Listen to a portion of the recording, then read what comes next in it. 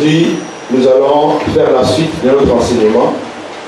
Nous allons parler sur quel thème?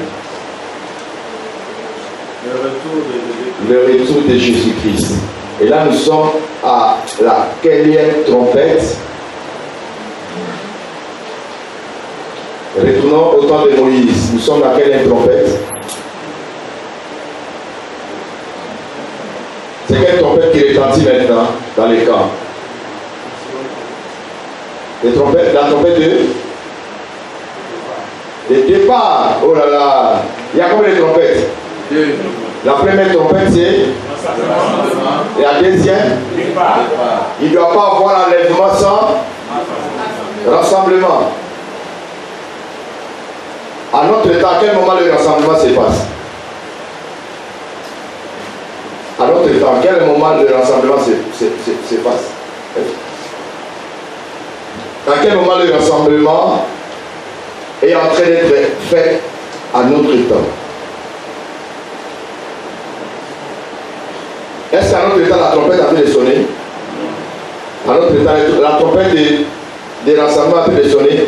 Oui. C'est le frère qui a dit oui. C'est la parole qui sonne. Hein? Ou bien vous ne comprenez pas ce qu'on dit. On est là, on répète les mêmes choses. La trompette de rassemblement est en train de retentir à travers le... La trompette de rassemblement est en train de retentir à travers... À travers... My God. La parole de Dieu, mais à travers quel jardin? À travers qui? Dans la parole de Dieu. Hein? Aïe aïe aïe. J'avais dit Dieu a établi les 5 ministères. Apôtres, prophètes, évangélistes, pasteurs et docteurs. C'est à travers eux que la trompette retentit pour rassembler le peuple de Dieu. Ils ont reçu la mission d'amener l'église à la perfection, à la maturité. Quand l'église n'est pas mature, l'église ne viendra pas. Parce que l'église c'est l'épouse de Christ. On est d'accord? Christ est notre époux. Donc il a confié son épouse aux 5 ministres de la parole. Donnez-lui du lait, la nourriture, jusqu'à ce qu'elle devienne une grande femme. Et quand elle sera vraiment une grande femme, prête pour les noces, je viendrai maintenant la chercher. Actuellement, la trompette des rassemblements retentit. Je vous ai donné l'exemple, j'ai fait sortir le fer, j'ai mis le truc dedans. Hey! Ça cavale. Même si on peut oublier, j'ai fait des gestes, j'ai fait des trucs pour que vous n'oubliez pas. Hein? Et je vous ai dit que nous sommes dans le corps. Peu importe ce qui peut arriver, il ne faut pas sortir. Et j'ai montré comment le verre va partir. J'ai montré dans mon exemple. C'est de ça. À l'heure où parle, la trompette retentit déjà. Mais c'est la trompette de rassemblement. Maintenant, la dernière trompette qui va retentir, c'est la trompette de départ. Ça, c'est pour l'enlèvement de l'église. Il y a un enseignement sur les 5 trompettes. Ce n'est pas de ça que je parle. Voilà. Ça, j'enseigne ça à l'institut là-bas. Mais ce que je peux dire, brièvement sur les trompettes, il y a certains hommes de Dieu qui enseignent que les trompettes ont commencé déjà à retentir. Sur les 7 trompettes, il y a déjà 6 qui ont sonné. Il reste seulement la dernière trompette que nous attendons. Non. Sur les 7 trompettes de l'Apocalypse, n'a rien à voir avec la trompette. Je parle de l'ombre à la réalité. Les trompettes, les 7 trompettes de l'Apocalypse sont les trompettes de jugement. Ce n'est pas les 2 trompettes de temps des Moïse qui sont de parler.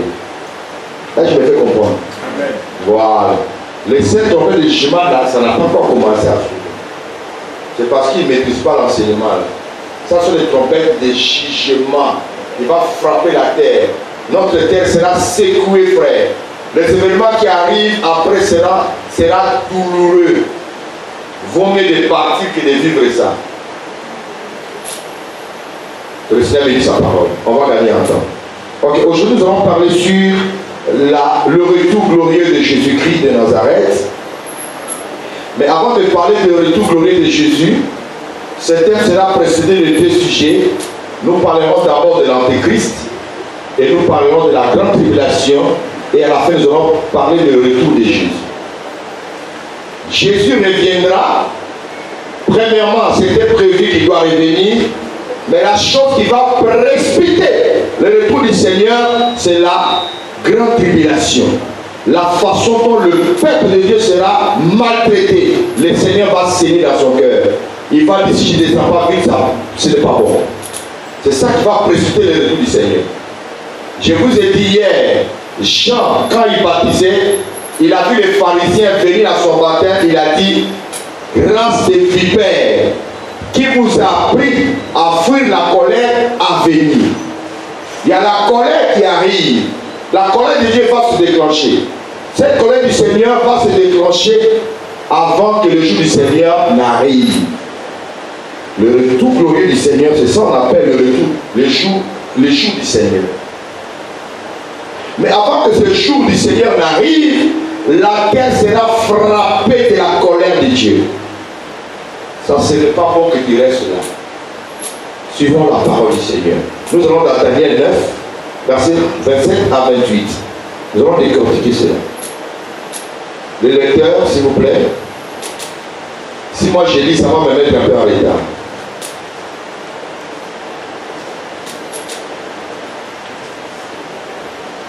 Daniel chapitre 9, le verset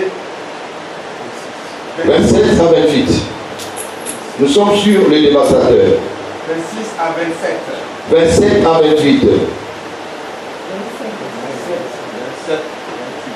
Daniel 9, verset 27 à 28. Donc tu prends là-bas 26 à 27. Après les 62 semaines. Ok. Donc nous sommes ici sur les tableaux. Envoyez ça quelque part là.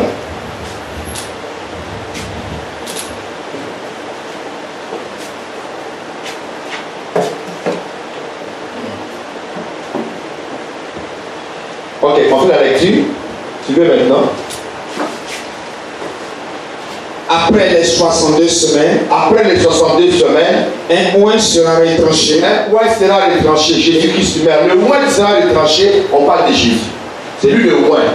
Le oint veut dire le Messie ou le Christ qui sera retranché après les 62 semaines. Christ meurt. Maintenant, l'Église, Christ meurt. Ici, nous rentrons dans quel temps? Je vais voir si vous avez suivi. De là à ici. C'est quel temps? Le temps de grâce. Le temps de grâce pour les nations. Acclamez vous-même. Bravo. C'est l'état dans lequel nous sommes. Si vous entendez par l'eau, c'est la grâce. Nous sommes au temps de la grâce. Nous sommes au temps de la grâce. C'est ça, l'état de la grâce pour les nations. Mais notre temps de la grâce va prendre fin le jour de l'enlèvement. L'enlèvement va mettre fin au temps de la grâce pour l'Église des nations. Donc, à partir d'ici, nous avons 7 ans, ou alors une semaine que Dieu a donné à Israël. Donc, le livre semaine revient à Israël. Maintenant, suivez bien. De là jusqu'ici, c'est le temps où Dieu lui-même va donner à Satan pour régner. Je vous ai dit ici, l'Église monte, qu'est-ce que le diable fait? Il descend. Donc, dès que l'Église monte, de là jusqu'ici, le diable est déjà sur la terre. Avec tous ces démons, ils sont sur la terre.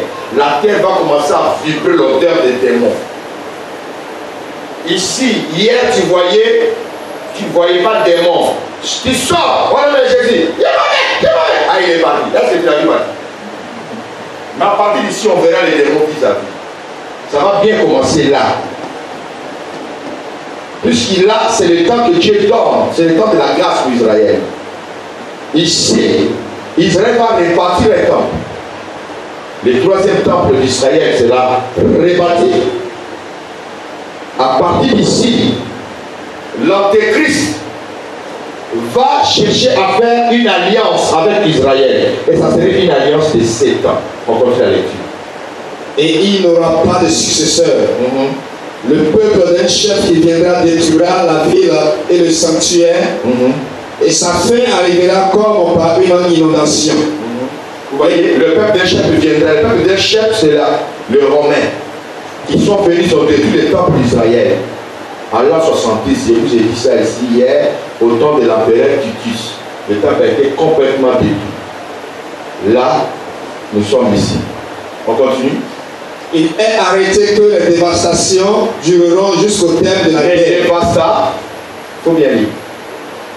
Oui. Il est arrêté que les dévastations dureront jusqu'au terme de la guerre. Écoutez bien. Il est arrêté que la dévastation durera jusqu'au terme de la. Cela veut dire que l'Antéchrist va régner jusqu'à ce que la guerre soit déclenchée. Je vous ai dit ici tout à l'heure, la chose qui va précipiter le retour du Seigneur, c'est la souffrance que son peuple va vivre dans la main de l'Antéchrist. Ils vont déclencher une guerre ici. Et cette guerre-là, c'est Jésus qui va venir l'achever. Nous allons voir ça tout à l'heure. J'ai mis le schéma pour que vous compreniez les événements qui se suivent dans le temps. On continue. Il fera une solide alliance avec plusieurs. Il fera une solide alliance avec plusieurs. C'est l'Antéchrist qu'on parle ici. Quand on parle de la dévastation, à l'intérieur, il y a les dévastateurs. Le dévastateur, c'est lui l'Antéchrist. Il va faire une solide alliance avec plusieurs. Solide alliance là avec plusieurs. On commence d'abord par Israël. C'est-à-dire que Israël, avec beaucoup de pays arabes qui l'entourent, la Jordanie, Iran, Irak, toutes ces personnes-là, ils ne s'entendent pas avec Israël. Vous avez vu, pendant la guerre du Golfe, Saddam Hussein a voulu bombarder Israël. Et les Américains ont intervenu. Il y a la Palestine qui ne s'entend pas avec Israël. Mais l'Antéchrist va tout faire, il y aura l'entente. Ils vont faire une alliance de paix. À ce moment-là, à travers cette alliance de paix, il n'y aura plus de guerre, il n'y aura plus de troubles. Et la mosquée d'Al-Aqsa ou d'Omar qui sera ici, les Arabes vont céder leur place à Israël pour reconstruire les temps. Ça va se faire dans la paix. Ça serait pour une première fois, Israël vit ces choses. Pour une première fois. À ce moment-là, maintenant, l'Antéchrist va leur dire que je suis le Messie que vous attendez.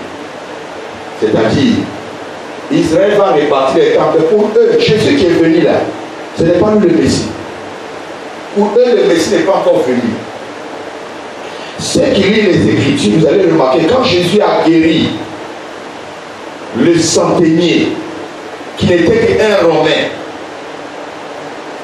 pardon, le serviteur du centenier, qui n'était qu'un Romain, le centenier a dit à Jésus, Seigneur, dis seulement un mot et mon serviteur sera guéri. Et Jésus a dit, je n'ai jamais vu une foi pareille en Israël. Lui qui est Romain, là, regarde comment il manifeste sa foi. Les Juifs n'ont pas aimé cette parole. On l'a appelé l'ami de Romain. Parce qu'elle cherchait un David qui sera leur tête pour détruire les Romains. Maintenant, lui vient, il glorifie encore les Romains. Donc, ils ont traité l'ami des Romains. Voilà pourquoi Israël n'a pas voulu accepter Jésus comme leur Messie. Ils ont vu qu'il défend les Romains, il est guéri, il est derrière eux, et puis on lui demande, il leur dit, maintenant, moi, mon royaume n'est pas de ce monde. Mais ton royaume dont tu parles à Dieu, Messie de quel royaume? Il dit, mon royaume c'est au ciel. Au haut. Donc, ce n'est pas Messie que nous attendons. Donc, voilà pourquoi ils l'ont rejeté. Sans savoir que dans la prophétie, ce n'était pas marqué qu'il allait régner à ce temps-là. Là, vous me comprenez? Amen. Amen. Voilà. Maintenant, Israël jusqu'à présent, ils savent que le Messie va revenir d'abord. Avant que les jours de terrain n'arrivent, et ils le savent. Mais ils vont construire les temples pour recevoir leur Messie. Donc, quand l'Antéchrist va mettre la paix entre eux, à travers cette alliance de 7 ans, il va les convaincre maintenant que je suis le Messie que vous attendez. à ce moment-là, ils vont croire. Cela va s'accomplir. Le passage que nous allons lire, on regarde un peu où on est là, on va aller rapidement dans 1 Thessaloniciens. Non, prends 2 Thessaloniciens chapitre 2, verset 3. 2 Thessaloniciens chapitre 2, le verset 3. Je lis. Que personne ne vous séduise d'aucune manière, car il faut que l'apostasie soit arrivée auparavant et qu'on ait vu paraître l'homme du péché, le fils de la perdition. Amen. Lis le verset 7, 8. Le verset 7 et le verset 8. Après, nous allons le l'étude de passage. Vas-y. Car le mystère de l'iniquité agit déjà. Il faut seulement que celui qui le maintient... Non, s'il te plaît. Tu continues. 1 Thessaloniciens 2 là. Lis le verset 4. 4, verset 4. L'adversaire qui s'élève au-dessus de tout ce qu'on appelle Dieu ou de ce qu'on adore, jusqu'à s'asseoir dans le temple de Dieu, se proclamant lui-même Dieu. C'est un adversaire. Il va rentrer dans le temple de Dieu, il va se proclamer lui-même Dieu. C'est-à-dire le troisième temple qu'Israël va rebâtir, l'Antéchrist va rentrer là pour se proclamer lui-même Dieu. C'est à ce moment-là qu'Israël va pouvoir, ils vont commencer à l'adorer comme leur Messie. Mais comme Dieu il est amour, il va envoyer pour Israël les deux témoins. J'avais quoi les deux témoins? Parce que Israël croit aux deux prophètes. Il y a d'abord Élie qui a été promis comme un précurseur de Christ. C'est-à-dire avant que le Messie vienne, Élie doit venir d'abord pour parler du chemin. Vous comprenez? Deuxièmement, il croit à Moïse parce que Moïse les a donné la loi. Donc Dieu va envoyer les deux témoins. Ces deux témoins, ils vont avoir la même option de Élie et de Moïse. Et il vient, comme c'est le temps de la grâce pour Israël, pendant les 3 demi là, il vient ici pour annoncer la nouvelle à Israël de ne pas croire au monsieur qui est là-bas dans les temples, il n'est pas le vrai Messie. Apocalypse 11, verset 3. Il reste sur la page, il faut cacher la page de Daniel. Il faut mettre quelque chose, voilà, parce qu'on va aller lire. Apocalypse chapitre 11, le verset 3. Je donnerai à mes deux témoins le pouvoir de prophétiser, revêtus de sac pendant 1260 jours. On dit 1260 jours. 1260 jours est équivalence de 3 ans et demi. C'est-à-dire les 3 ans et demi, si on veut convertir ça en jours, ça va nous donner 1260 jours. Si on convertit ça en mois, ça va nous donner 42 mois. C'est-à-dire, celui qui dit 42 mois, 1260 jours et 3 ans et demi, il dit la même chose. Donc, ils vont prophétiser pendant 42 mois. Pour qu'Israël sache que celui qui est assis là-bas n'est pas le Messie. Le Messie véritable n'est pas encore arrivé. Israël sera évangélisé par les deux témoins. Pendant ce temps ici, l'église folle n'a pas été enlevée. C'est-à-dire les chrétiens charnels, on a parlé ça hier. Et ils sont là. Mais la grâce est finie pour eux. La seule chose qui peut les sauver, ils doivent garder leur foi et refuser de recevoir la marque de la mort. C'est tout. Parce que de là, jusqu'ici, la marque de la mort commence déjà. Mais là, il n'y a pas d'obligation de la mort. Il n'y a pas d'obligation de la mort. On est d'accord? Maintenant, on continue quoi? Le verset 4. Ce sont les deux oliviers. Non. Non, on a fini là. Je voulais seulement monter. On retourne dans Daniel, s'il te plaît. Daniel chapitre 9. Le verset 26 à 27. Je lis. Après les 62 semaines, un oint. Prends le verset 27. Le verset 27. Il fera une solide alliance avec plusieurs pour une semaine. Il fera une solide alliance avec plusieurs pour une semaine. Et durant la moitié de la semaine, il fera cesser le sacrifice et l'offrande. Le dévastateur commettra les choses les plus abominables jusqu'à ce que la ruine Et ce qui a été résolu fonde sur le dévastateur. Il y a deux sujets là. Premièrement, il fait l'alliance solide avec plusieurs pour combien d'années? Une semaine. Une semaine ou 7 ans. Maintenant, durant la moitié de la semaine, Israël a compris qu'il n'est pas notre Messie, l'alliance sera rompue. Et dès que l'alliance est rompue, on dit les dévastateurs commettant des choses abominables. Jusqu'à ce que la ruine fonde sur lui. Il y a deux choses dans ce passage-là. Un, il commettra des choses abominables, c'est-à-dire, à partir d'ici, là, nous rentrons dans la partie qu'on appelle la grande tribulation. De là, ici, la marque 666 devient obligatoire suivie de la mort en cas de refus. De là, ici. C'est qu'ici l'atrocité va commencer. Ils vont d'abord, parce que les dieux qui viennent, ils seront oués de l'Esprit de Dieu. Personne n'a le pouvoir de les toucher. Si tu vas les toucher, il dit feu, tu prends feu. Ils ont le pouvoir de changer l'eau en sang. Ils ont le pouvoir d'invoquer des mouches.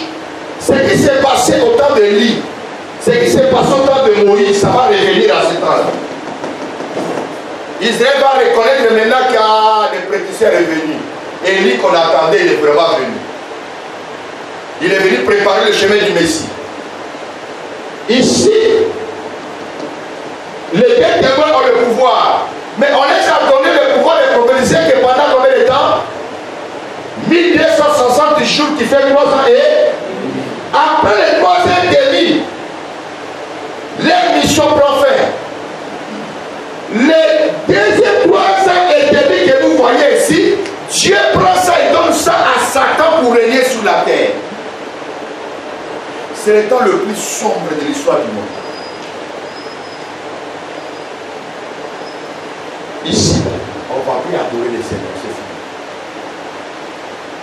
À partir d'ici maintenant, le diable, la Bible dit, il va prendre son trône, sa puissance, son autorité, il va donner à la bête. D'autres pensent que c'est les États-Unis d'Amérique, c'est l'Union comme URSS et tout ça. Enfin, on va lire les Écritures, vous allez comprendre. Vous me suivez jusque-là? Amen. Hein? L'apôtre Paul nous a donné des signes pour comprendre ces choses. Bien que ça nous sait que nous avions lu le chapitre 2, le verset 3, nous donne les indices de quelque chose de fort. Mais avant que nous développons la mission de l'Antéchrist, je vais vous flasher sur quelque chose. Nous sommes dans 1 Jean. S'il te plaît. Non, prends 2 Thessaloniciens. 2 Thessaloniciens, Chapitre 2, chapitre 2, 7 à 8. 7 à 8. Je lis. Car le mystère de l'iniquité agit déjà. On dit quoi? Le Mystère de l'iniquité agit déjà. On ne parle pas de ministère, on dit de mystère. Tout ce qui est mystère, c'est quelque chose qui est caché. Et vous savez ça? C'est-à-dire, il faut être un homme spirituel pour comprendre ça, c'est le mystère du péché. Il faut être un homme spirituel. Vous savez, nous sommes dans un monde où les diables règnent. Beaucoup de satanistes parlent par des signes, par des codes.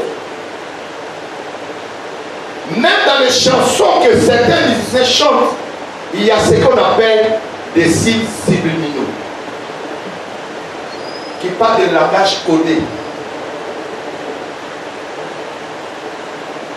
Ceux qui ont suivi les chansons d'un musicien ivoirien qui est mort, il a chanté Satan dans ses chansons. Satan, Satan, Satan. Les gens pensent qu'il y a un amusement. Il a fait de dire des paroles subliminaux qui sont codées là où il se trouve.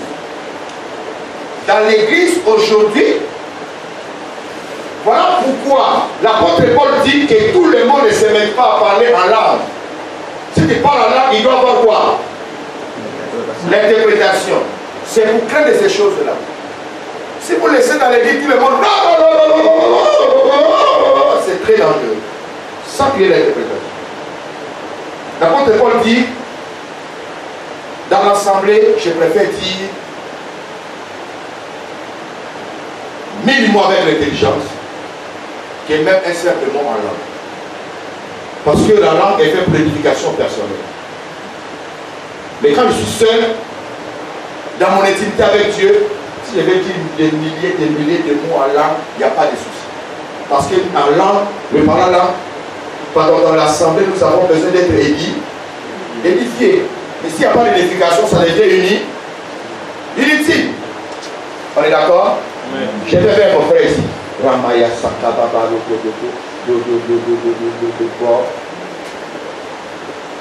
il a compris? Tu as compris ce que je viens de dire? Si tu n'as rien compris, je deviens qui pour toi?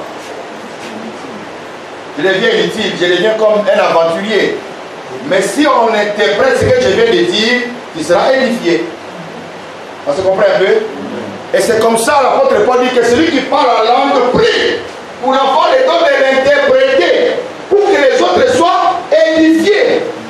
Quand moi j'étais encore nouveau dans la foi, frère, tout le monde à l'église, si tu parles en français, là, tu pries en français, là, on sait que toi tu es Chanel. Fais bla bla bla bla bla, jusqu'à ça va venir. Quand on était encore jeune dans le ministère, c'est comme ça, moi j'ai fait. Mais quand j'ai ouvert mon esprit, j'ai compris. Pourquoi les gars aussi à des parlants là? Quand c'est les trucs commencent à parler, ils s'échangent entre l'église, ils s'amusent avec vous. On dit les mystères de l'iniquité agit déjà. Vas-y.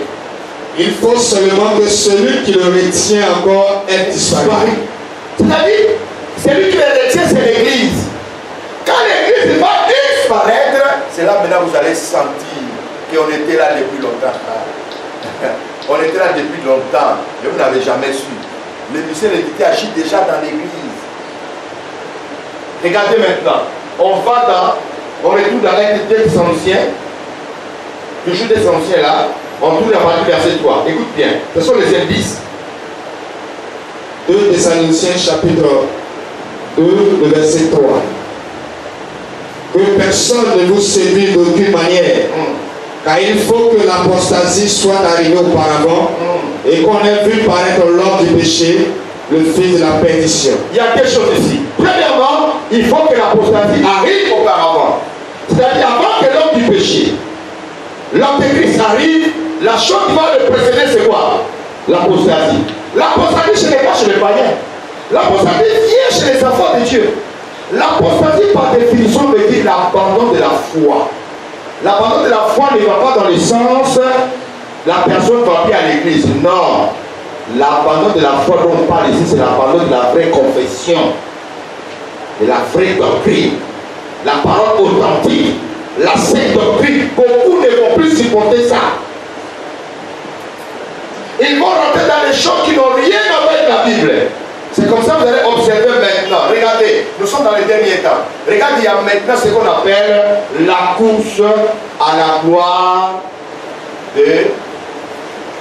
des hommes. Il y a des types de personnalités qui se manifestent dans les églises.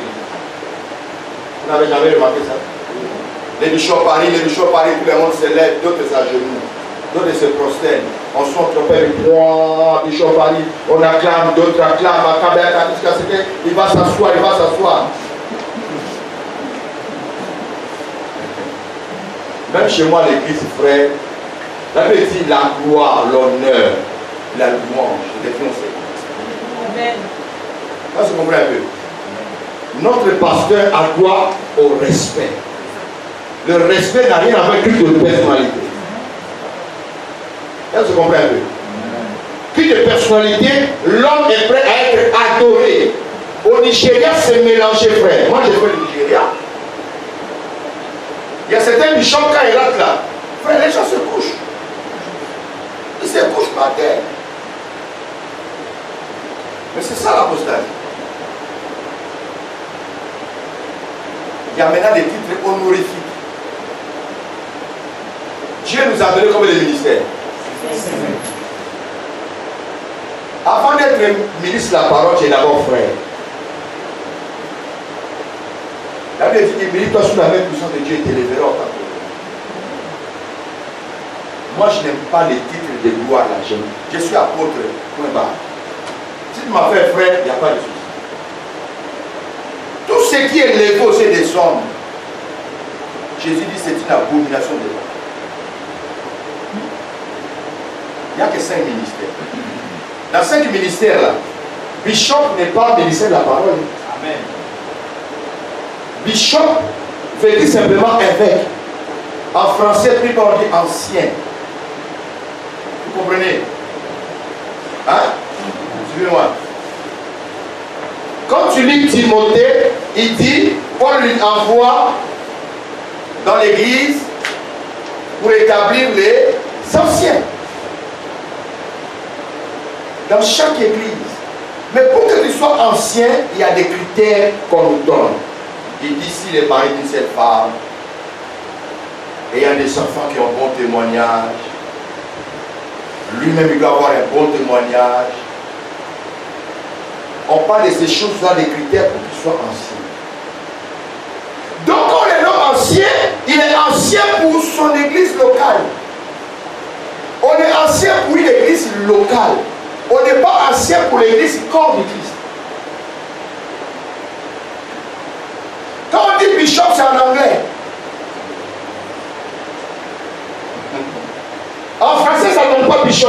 En français, ça donne ancien. C'est les anglophones qui ont envoyé ces points-là. Les 5 ministères, il n'y a pas bishop dedans. Bishop, il est établi, selon la parole de Dieu, il est établi par un pasteur ou bien par un évangéliste. Quand tu prends titre, on l'envoie pour aller établir les bishops, les anciens dans les églises. Tu ne peux pas être bishop dans mon église. Non, ce n'est pas possible. Si tu es ancien dans ton église.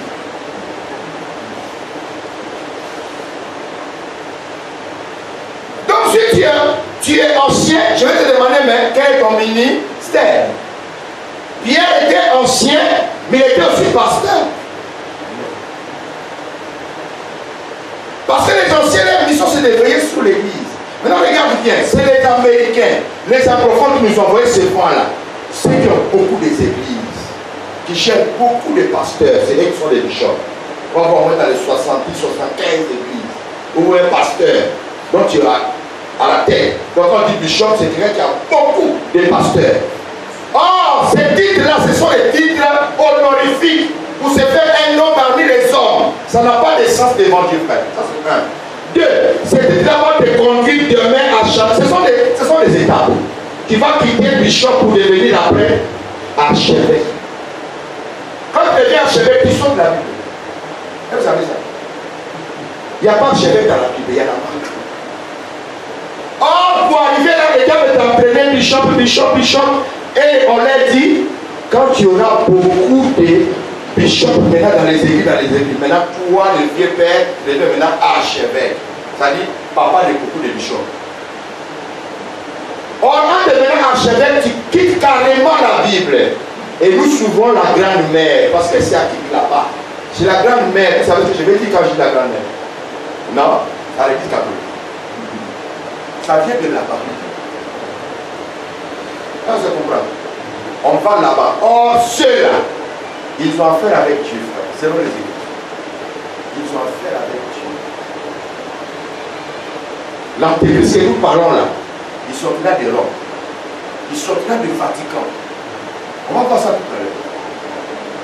Ce n'est pas missement, frère. Il ne faut jamais aller prendre des choses de catholiques pour mettre ça sur toi.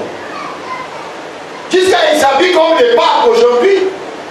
Tu vas voir les évangiles s'habillent en toge, avec les tiares, avec les cales. Ça ne fait pas de quel sacerdoce ça. Mais c'est une honte pour l'église.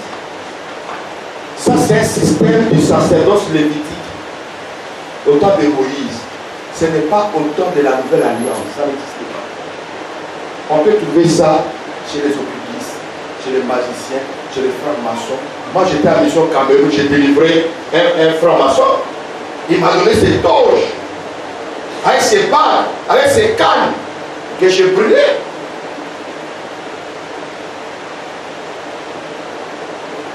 À notre temps, nous avons des tennis spirituels, les armes spirituelles, les dons spirituels, tout est spiritualisé. Ce n'est pas écrit ici pasteur ou loin de Dieu, ce n'est pas écrit, mais ça y est en nous. Et quand nous marchons, le diable, il dit, je sais qui tu es. Il dit au démon, je connais Paul, je sais qui est Jésus, mais vous qui êtes, il voyait en eux. On se comprend un peu? Regarde un peu le type de personnalité. Je regarde dans les temps où j'ai vu le Seigneur pour le prophète. Moi, je n'ai pas vu sa photo. Je n'ai pas vu la photo de son époux. À l'entrée, c'est pareil, non? À l'entrée, il avait vu la photo. Et vous savez que la photo personnifie la responsabilité. C'est-à-dire, quand on met la photo dans une maison, ça présente l'homme là, celui qui est le de la maison. Vrai ou faux? Si c'est toi et ta femme, tu mets la photo de toi et ta femme. Non, on peut le faire dans ta maison, mais pas dans l'église. On se comprend un peu. Ce sont des signes de l'apostasie qui agissent déjà. Toi, tu mets ta photo et ta femme devant même à l'entrée de l'église. On sait que ça, ce n'est pas l'église dit Seigneur, mais c'est l'église de ce pasteur-là. Nous avons qu'une seule personne à élever et à présenter au monde. On doit crier comme Jean-Baptiste, voici l'agneau de Dieu. On doit présenter Jésus. L'apôtre Paul dit, nous ne nous prêchons pas nous-mêmes, mais c'est Christ que nous prêchons. Amen. Si nous prêchons nous-mêmes, mettons nos photos, parlons de nous. Louaou Evaris Ministry, je prends ma photo, je tape là avec ma femme, on l'a attrapé comme ça. C'est moi qui règne là. Même les maquis, les bars, qui sont encore mondains, mais tu ne verras jamais la photo du propriétaire des maquis là-bas. Vrai ou faux? Tu ne verras jamais la photo des pharmaciens dans sa pharmacie. Pour dire que c'est moi qui règne ici. Et qui sont du monde. L'apôtre Paul dit, la nature ne vous enseigne pas. La nature aussi nous enseigne. Tout ça, ce sont des œuvres de l'apostasie. L'église est en train de partir. En train de partir. C'est après, c'est les signes. Parce que l'homme de l'unité doit apparaître. Donc, on revient sur l'antéchrist en question. Daniel, hein? Daniel, chapitre. Les dévastateurs commettant les choses. Daniel chapitre 9, le verset 27. Le dévastateur commettra des choses les plus abominables, jusqu'à ce que la ruine et ce qui a été résolu fondent sur le dévastateur. Ok, suivez maintenant. Dès que l'alliance est rompue, là, l'alliance est rompue là, tout ce temps ici, c'est le temps de l'antéchrist, des dévastateurs. Il va régner. Qu'est-ce qui va se passer? Avant même qu'il règne ici déjà, les deux ouins vont prêcher les enfants d'Israël. Ceux qui vont accepter leur message, ils seront marqués des sceaux de Dieu. Parce qu'ils savent qu'il y aura la grande tribulation. Ils savent qu'Israël va passer par la grande tribulation. Tu ne peux pas résister si tu n'as pas la puissance de Dieu sur toi. Comme nous les chrétiens, la chose qui nous aide à fuir, à lutter contre le péché, c'est la force que nous avons reçue d'en haut. Qui est le sceau de Dieu, après le Saint-Esprit. Vous recevez une puissance. C'est grâce au Saint-Esprit qu'on arrive à prier, à gêner, à faire l'œuvre de Dieu, à éviter tout ce qui est mauvais. Israël, ayant refusé le sceau de Dieu, ici ils vont le prendre. La Bible nous dit que 144 000 reçu la marque, les sceaux. Ils seront marqués des sceaux, 144 000 de toute tribu d'Israël.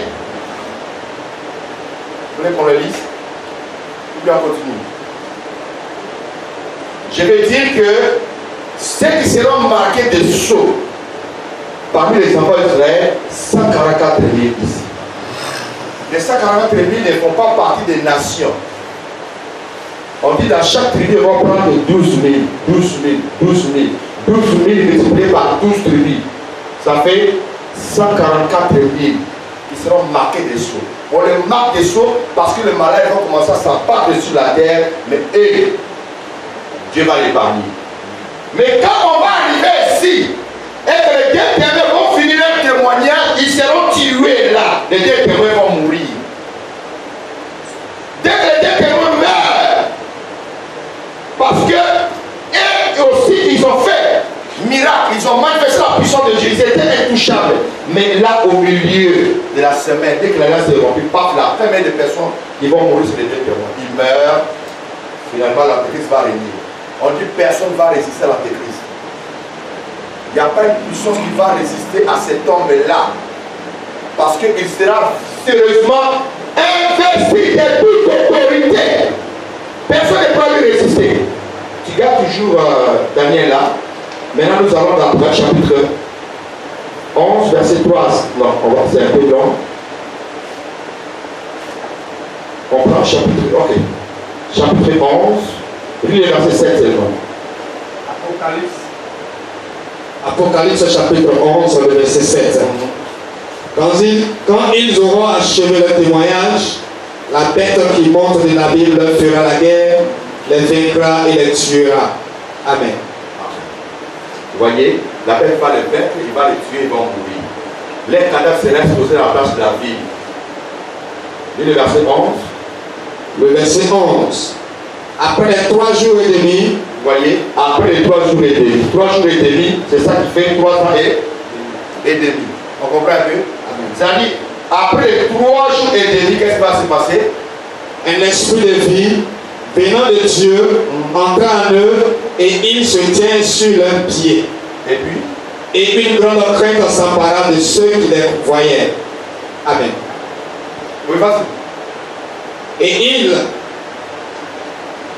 Et il entendit du ciel une voix qui leur disait, on parle de témoins qui viennent d'être ressuscités. Montez d'ici. Montez d'ici. Et ils montèrent au ciel de la nuit. Et ils montaient au ciel de la nuit. Et leurs ennemis les virent. Voilà. C'est-à-dire, l'herbe montée veut dire simplement que les temps pour l'antéchrist qu'on lui a donné vient de finir. Voilà. Ils meurent là. Leurs cadavres traînent dans la place de la vie pendant 3 ans et demi. Après cela, ils seront ressuscités pour monter. Dès qu'ils montent, ça veut dire que le temps de l'antéchrist vient de finir. L'antéchrist, le diable va régner ici. Donc maintenant, nous allons toucher la mission de l'antéchrist. C'est avec moi la mission de l'antéchrist. La mission de l'antéchrist. C'est là maintenant, ça va saigner. Quand il dit ça va saigner, c'est-à-dire qu'on va rentrer pour voir ce qu'il va faire réellement pendant ces 3 ans et demi. Nous allons d'abord chapitre 13. La bête qui sort de la mer, verset 2. Apocalypse chapitre 13, le verset 2. Non, 1. Le verset 1. Et il se tint sur le centre de la mer. Puis je vis monter de la mer une bête qui avait 10 cornes et 7 têtes, et sur ses cornes 10 diadèmes, et sur ses têtes des noms de blasphème. Écoutez-moi très bien, je disais tout à l'heure que fais attention avec l'église catholique. L'église romaine catholique. Nous, on se dit des vérités pour ne pas des mecs qui vont dire que non, on ne m'a pas dit pourquoi vous parlez, vous c'est codé. Quand Jésus parlait, des fois, il parlait à certaines personnes qui disaient, il les appelait de renards. Jean dit race de vipères. Ici, Jean voit monter de la mer une bête qui avait 10 cornes. Bon, je sais que certains enseignants n'avaient pas encore reçu. Mais quand on parle des 10 cornes, nous voyons la statue du chapitre 2 de Daniel. Suivez-moi ici. Je vais alléger ça un peu, vous allez comprendre. Notre monde a été gouverné par 4 grands empires universels.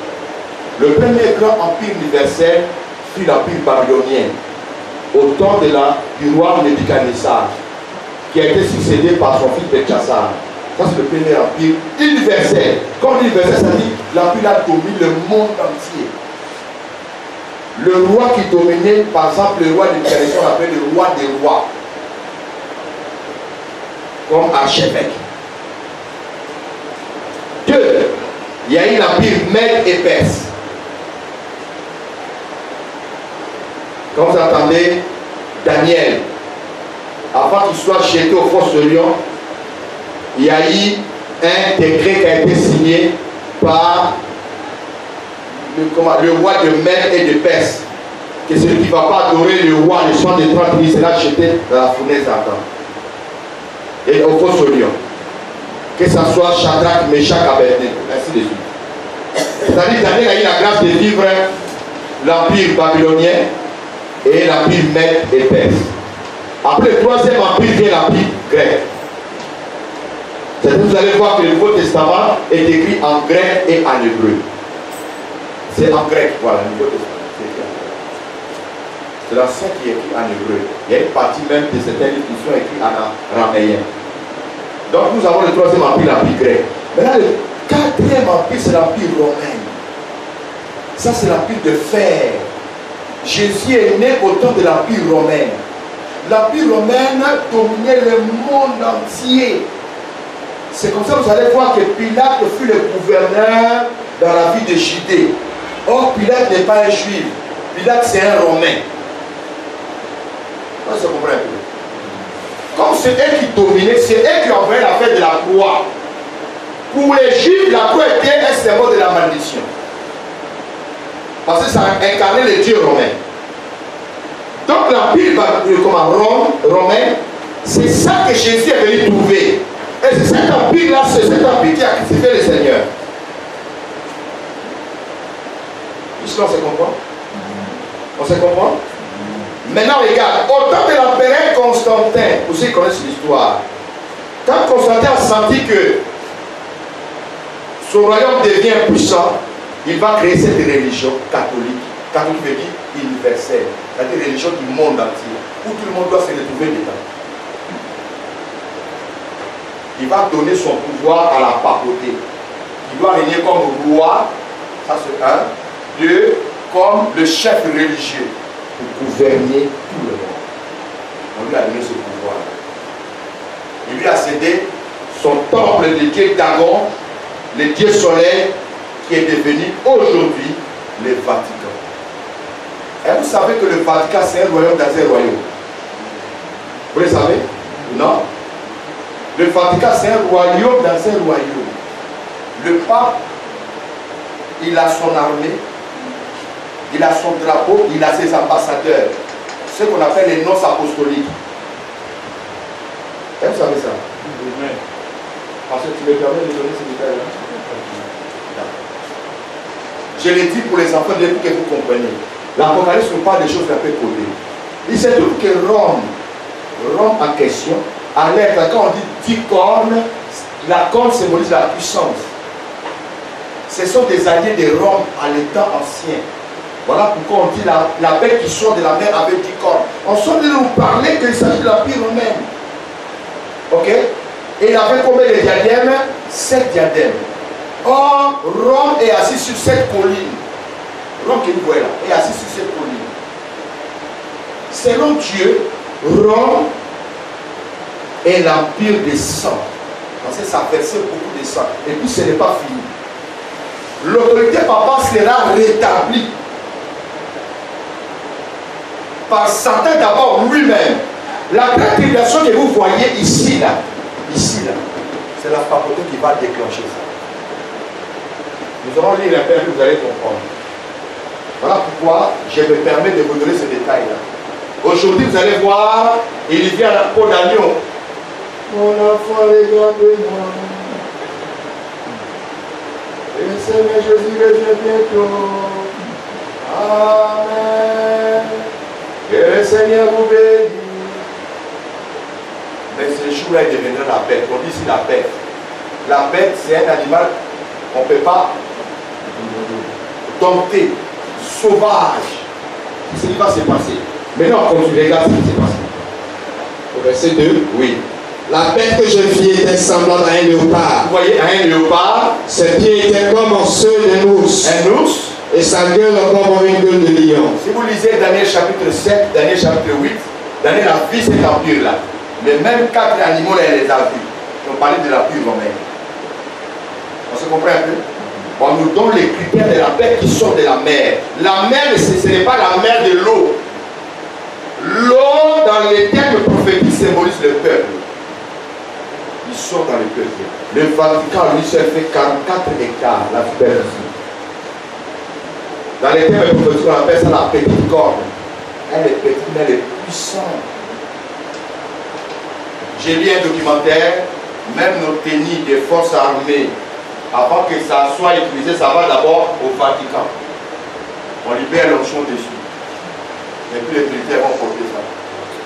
C'est ça qui fait que quand les gars militaires font un affaire, les gars qui ont là qui appellent, l'homme a tenu la crise. On continue, tu vois. Le dragon lui donna sa puissance. Ah, écoute maintenant. Le diable est descendu, on est d'accord? Le dragon, c'est le diable lui-même. Il descend. Dès qu'il est là, il prend sa puissance. Il donne à la bête qui vient de la mer. Qui vient de sortir de la mer. On se comprend? Amen. Il donne d'abord sa Puissance. Sa puissance. Ce n'est pas les États-Unis. Ce n'est pas l'Union européenne. Mais c'est la bête qui sort de la mer. Cette bête-là, c'est le Vatican. À la tête du Vatican, c'est le pape lui-même. Ça peut ne pas être ce pape-là. Mais les jours, le diable va tomber là. Le pape qui sera sur place là. C'est à lui qu'on doit donner d'abord. Le diable lui donne la puissance. C'est pas fini. Il dit qu'il donne encore. Et son trône. Il donne quoi encore? Son trône. Frère, le diable te donne le trône. Quel homme qui peut encore le gouverner? Parce qu'on comprend la chose, on comprend. Hein? Il donne le trône à qui? À la bête qui sort de la mer. C'est lui qui reçoit le trône de qui? De Satan. Ce n'est pas fini. Il donne encore quoi? Et une grande autorité. Ah, une grande autorité. Donc il devient le tout-puissant. On comprend? On se comprend? Maintenant ce n'est pas fini. Il y a une autre bête qui va sortir encore de la terre, le verset 11. Le verset 11. Puis je vis monter de la terre une autre bête qui avait deux cornes semblables à celles d'un agneau et qui parlait comme un dragon. Il y a une bête qui sort de la terre, qui était semblable à un agneau, mais qui parlait comme un dragon. Donc il parlait comme Satan. Or, il avait deux cornes. Il était semblable à un agneau. Ici, maintenant, on parle de la grande puissance, des nations puissantes. Là, nous avons d'abord la tête des États-Unis. Vous savez que les États-Unis, chaque président prête des serments sur la Bible. C'est ça l'agneau. Ils prennent serment sur la Bible. Tu penses que c'est vraiment enfants de Dieu, ils sont sur les choses de Dieu, mais ils sont très dangereux. Regardez un peu, on doit placer cet apocalypse là sur le chapitre combien? 13. On est d'accord? Amen. Amen. Les États-Unis, je crois qu'il y a des bars comme ça. Laisse-lui les drapeaux. Hein? C'est tout comme ça, tu vas voir, il y a 13. Parce qu'ils sont dans la province. Les États-Unis. Parce que la paix du lui seul ne peut pas commander le monde sans être soutenu par ses alliés. Le premier allié, c'est la grande puissance. Et la grande puissance sera soutenue par l'Union européenne et autres qui seront derrière lui. Parce qu'il y a la guerre qui a été se préparer là. Je le vois très bien. Frère, c'est toi qui dors. Les grandes puissances savent que Jésus va revenir. Ils savent que quand Jésus va revenir, il y aura la guerre. Vous entendez parler de la troisième guerre mondiale, non? C'est ça qui va se passer à l'Armageddon. Ce n'est pas maintenant. La guerre est en train de se préparer. C'est nous les chrétiens qui ne comprennent pas le message prophétique, nous dormons. Mais eux, ils savent qu'ils sont en train de se préparer, qu'il y aura une guerre. Vous voyez les armes sophistiquées qui ont été créées là. On vient essayer d'autres en Afrique ici. Ce qu'il faut là, c'est les entraînements de la grande guerre qui doit se préparer. Vous entendez seulement le retour de Jésus. Vous savez que le retour de Jésus sera accompagné d'une guerre. Hein? Quand moi j'étais enfant, j'ai pensé que Jésus va venir, les cieux vont s'ouvrir. Oh Jésus, Hosanna, Jésus est venu, alléluia. Ce n'est pas ça, hein? Waouh! C'est ceux qui seront enlevés qui vont croiser l'église dans les airs, c'est eux qui vont crier là-bas, alléluia. Mais la troisième venue de Jésus, frère, sera catastrophique. Voilà, je vais vous un peu pour que vous compreniez. Ici, c'est une position de guerre qui est en train de se préparer déjà. Les États-Unis et ses alliés, l'Union européenne, regardez un peu ce que nous vivons aujourd'hui. Tout vient de l'Occident. Si tu as placé un président ici, allez-y à la voter. Si eux disent non, le président là, il sera embêté. C'est les Occidentaux qui choisissent nos présidents. Vrai ou faux? Mais allons voter, on ne va pas voter, non? Le résultat sort avant de voter. Et ils savent qui va gagner. Et ils savent. Tout est préparé en avance. Pourquoi l'Afrique est pauvre? C'est parce que nous avons au-dessus de nous les grandes puissances. C'est eux qui nous dirigent. Un pays comme le Congo qui chasse ça, frère, le pays le plus riche en minerais en tout et en tout. Pétrole à coco, minerais, l'or, cuivre, manganèse, toute la forêt. Moi j'ai traversé de Brazzaville jusqu'à Bangui par bateau. Pour la première fois je vois, c'est comme des goudrons qui font comme ça, des fleuves. La forêt dense. Les grandes puissances nous commandent. Les pays, la population est pauvre. C'est parce que la grande puissance domine sur nous. Mais ici, on nous dit qu'il y a la bête qui sort de la terre qui avait des cornes. La première corne symbolise d'abord les États sur la grande puissance. La deuxième corne symbolise l'armée qui est l'ONU.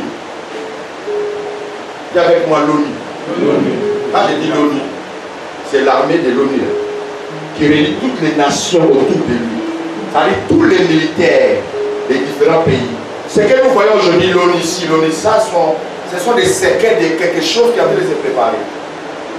Ils ont déjà créé la prison internationale, qui est la CPI.